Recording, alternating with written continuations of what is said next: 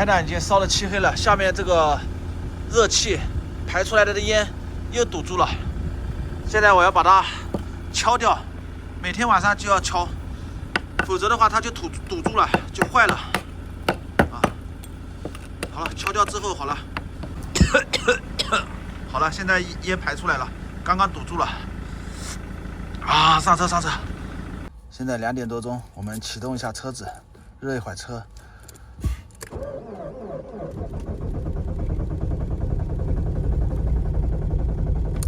再来一次。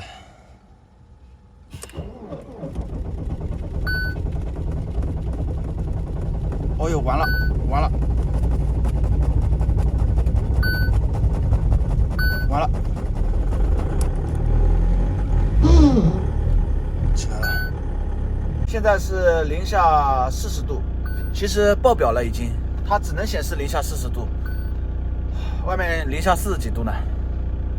然后现在2点多钟，然后我们调个闹钟到6点钟，然后我们再次启动一下，然后就到天亮应该就没问题了。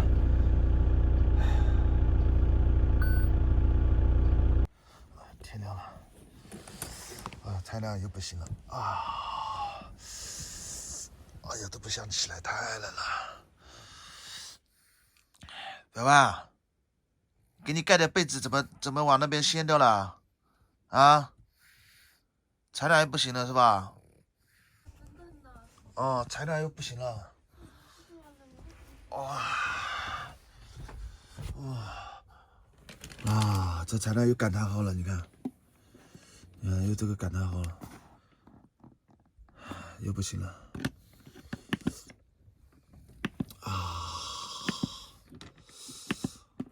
它那个就是在这个地方，它那个负35的柴油就不行，负35的。哎呀，然后把那个车子启动。哇塞，车子启动不了就完蛋了。啊，我把那个车子关，天呐，你看看冻成这样了，你看。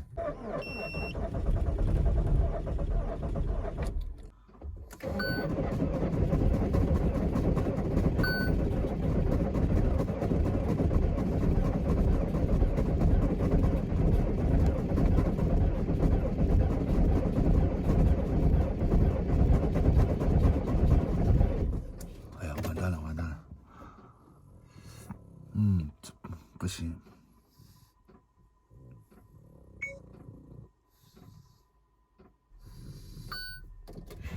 来再次启动。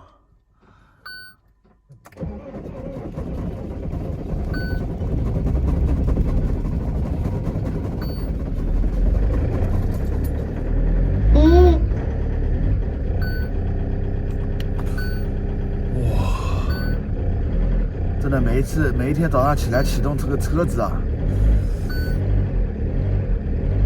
真的就是一大挑战，真的让人又惊吓又惊喜，真的。每天早上起来启动那个车子，就搞得心里那种就是蹦蹦跳的那种。没启动起来之前，心里就是蹦蹦跳。哎呦，这启动起来了之后啊，就心里哎呦，就惊喜的很，就真的特别开心，真的。这就是我们在东北零下几十度这个自驾游这个一个真实的一个感受。每天早上起来启动车子，晚上我已经启动过了，是不是？百万冷啊！哦呦，冷啊！哦，好的，我来去弄柴燃啊！柴燃又不行了，哦呦，柴燃又不行了，柴燃刚刚打开的又不行了，又感叹号了，你看，又感叹号了。我先去看一下外面。哎呀，这毯子怎么掀开了呢？给你盖得好好的，来趴下。冷了吧？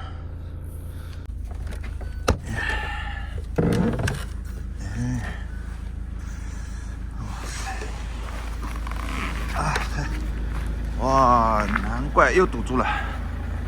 看一下，这个又堵住了。它下面就是一个排烟的，不知道排什么的，上面就是一个洞，然后就堵住了，然后就不行了。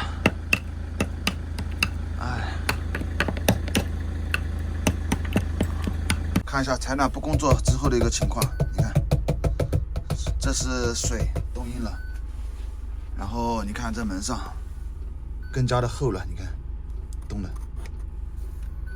哇塞！然后呢，在车里呢也要戴帽子，手呢不能伸出口袋，要放口袋里，然后等那个温度慢慢的上升，然后做饭，否则的话，在车里面也就是这种情况。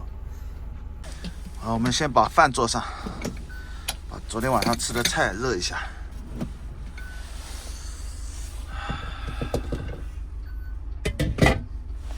用电磁炉，电磁炉可以用的。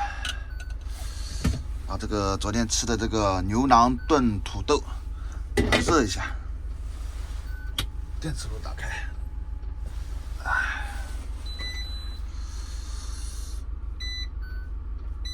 好，是这样子。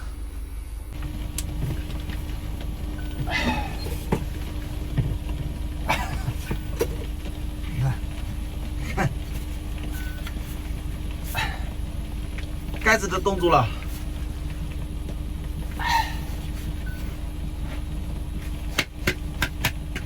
啊，打开了，哇塞，里面都是冰啊！还有米饭，还有这么多。哦，把它热一下。好了，吃饭了。昨天晚上冷啊，燕子啊。早上起来好冷啊。你看边上都是那个霜，我现在把这个翻下来，否则的话，这个就要粘在上面了啊。这产卵它燃烧不了那个-35的。外面好大的油那个柴油味。对，没有产卵的话，就日子就不好过。本来计划我们去那个223景区的，森林公园的。封山了啊，进不去了，所以呢，大雪封山，所以我们现在就不过去了，去不了了。现在就在这个223的城边上转转，然后我们就赶往下一站了，离开这里了。我们要加快行程，速度要快，快速的在这里玩，然后去那个东北去，东北。吉林、哈尔滨那边的就稍微要好一点，没那么冷，这边太冷了。